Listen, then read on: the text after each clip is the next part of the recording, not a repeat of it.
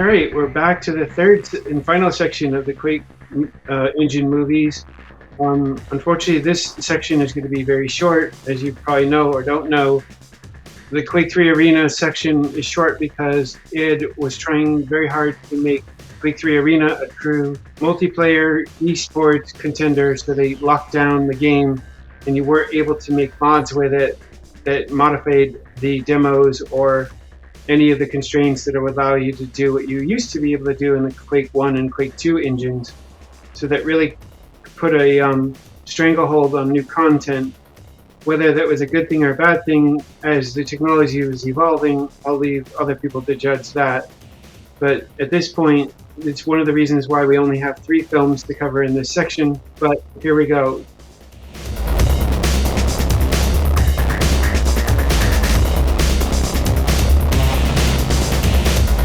So the first one is entitled Quad God. It premiered as actually one of the very first films that Hugh promoted for the release and opening of Machinima.com. It was done originally for a Quake contest that wanted to be used to promote Quake III Arena, and it actually did pretty well. And it entails a story of a soldier looking for this particular baddie entitled the Quad God as a mythical figure, and he's going after him through these different portals and different sections of the various maps that the game provides for death matches and stuff like that. And he just weaves a story of, having a personal vendetta against this individual and meeting several characters along the way and showing his rebellious nature and so forth. The music and the ambience using some of the effects in the game really put you in the mood of where they are in the world. The voice acting is quite good in terms of the character personalities um, and use of different effects. He was able to use, I believe, Adobe's After Effects to add, picture-to-picture graphics to the visuals and overlays, so you kind of look at his visuals in his help cam and so forth to make it seem like he's in real-time communication with different characters. And basically a very solid film that runs, I believe, for about a half hour. I believe it could be shorter than that, longer than that, but again, a really strong story considering the constraints. And one of the perks that he did that was very unusual at the time, that has become commonplace now, is that he used video capturing because he couldn't use the demos as we used previously because of, again, the security constraints put on for game integrity, for keeping cheats and hacks out. He committed the scenes to video.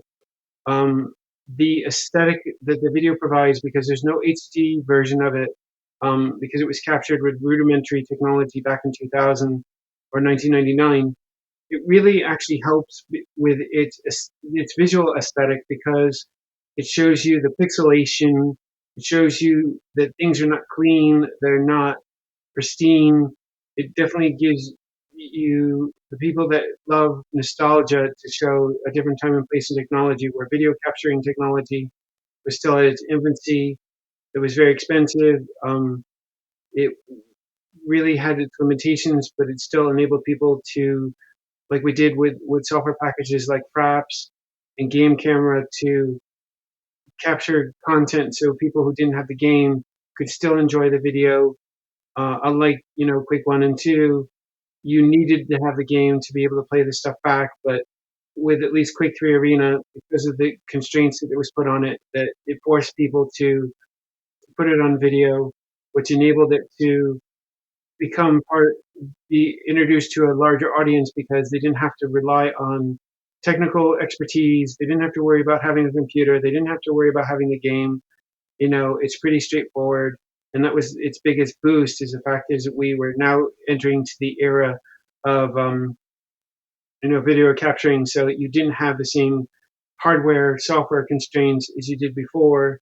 I mean, there are some downsides to that because you're still at this time early in the internet's evolution, that bandwidth was a problem, and you couldn't get high quality footage and stuff like that to people because the file sizes were too big. So that was one of the perks of at least having the game and whatnot, is you could watch it in real time. You couldn't make adjustments to it, and you could, there was no lag or anything. It just really, just think of it as the regular game version was the HD version, and the video version was, this is your acceptable version, but at least it's more universal at that time because, again, technology was rudimentary. So that was a solid, as I said, a foothold for that. The second film that definitely took it another notch in the veins of Hardly Working, Fountainhead Entertainment's um, feature piece. This was actually, they did a music video that was chronicled on MTV's Choose video mods, like I mentioned with Paul Marino's Still Sitting Green.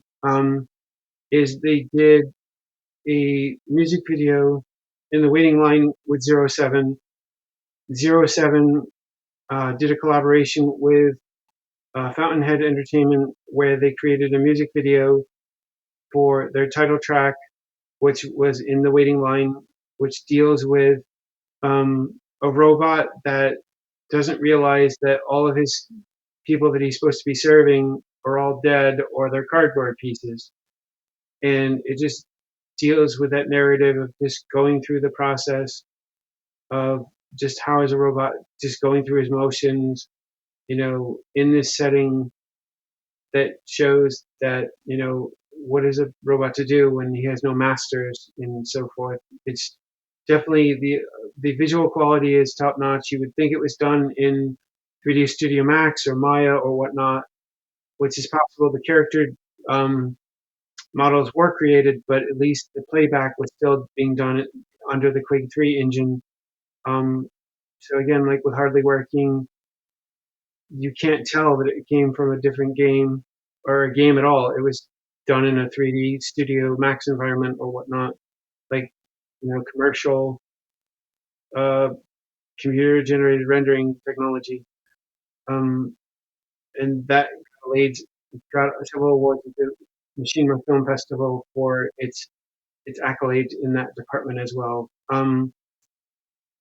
Continuing that, the third and final film is actually a piece in-house by Fountainhead Entertainment. It's entitled Anna, and it was a very popular film when it was released. Won several awards as well.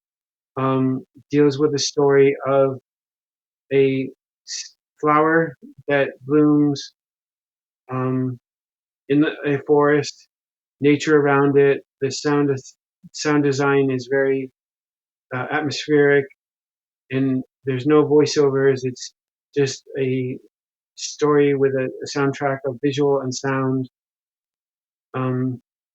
Actually, just musical tones, actually, denoting happy, sad, um, fear, and horror. And it basically shows the life cycle of a flower.